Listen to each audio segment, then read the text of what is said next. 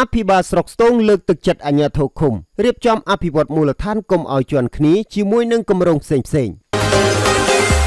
រព័ត៌មានក្រុងទេ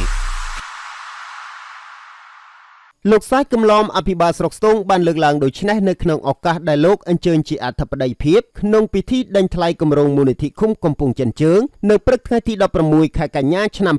2025នៅសាលាឃុំកំពង់ចិនជើងស្រុកស្ទូងខេត្តកំពង់ធំទន្ទឹមនឹងនេះលោកបានកោតសរសើរខ្ពស់ដល់អាជ្ញាធរឃុំកំពង់ចិនជើងដែលបានលើកយកពីបញ្ហាកង្វល់និងសំណុំពររបស់ប្រជាពលរដ្ឋក្នុងមូលដ្ឋានបានលើកឡើងនៅក្នុងវេទិកាសាធារណៈរបស់រដ្ឋយកមកអនុវត្តស្ថិតនៅក្នុងគម្រោងអភិវឌ្ឍមូលនិធិឃុំរបស់ខ្លួនដែលជាការឆ្លើយតបបន្ទាន់ជាក់ស្ដែងបំផុតចំពោះមុខប្រជាពលរដ្ឋនិងរាជរដ្ឋាភិបាលកម្ពុជាទន្ទឹមនឹងនេះលោកបានសាទរនៅដំណើរការដេញថ្លៃប្រកបដោយតម្លាភាពដែលស្ថិតនៅក្រោមក្រសែភ្នែកអ្នកសារព័ត៌មានជាច្រើនអង្គភាពតំណាងក្រុមហ៊ុនអ្នកដេញថ្លៃក៏ដូចជាពុកម៉ែបងប្អូនប្រជាពលរដ្ឋនៅក្នុងមូលដ្ឋាននិងអាជ្ញាធរពាក់ព័ន្ធជាច្រើនរូបផងដែរលើសពីនេះលោកបានសំណូមពរដល់ក្រុមហ៊ុនដែលជាអ្នកទទួលការឈ្នះក្នុងការដេញថ្លៃគម្រោងនេះត្រូវអនុវត្តគម្រោងក៏ដូចជាកសាងផ្លូវនេះឲ្យបានឆាប់ទៅតាមស្ថានភាពជាក់ស្ដែងដើម្បីជូនពុកម៉ែបងប្អូននៅក្នុងមូលដ្ឋានបានប្រើប្រាស់និងធ្វើដំណើរឲ្យបានឆាប់មានសុវត្ថិភាពដែលសមស្របតាមយុទ្ធសាស្ត្ររបស់រាជរដ្ឋាភិបាលអាណត្តិទី7នេះសូមបញ្ជាក់ថាគម្រោងដែលដាក់ដេញថ្លៃ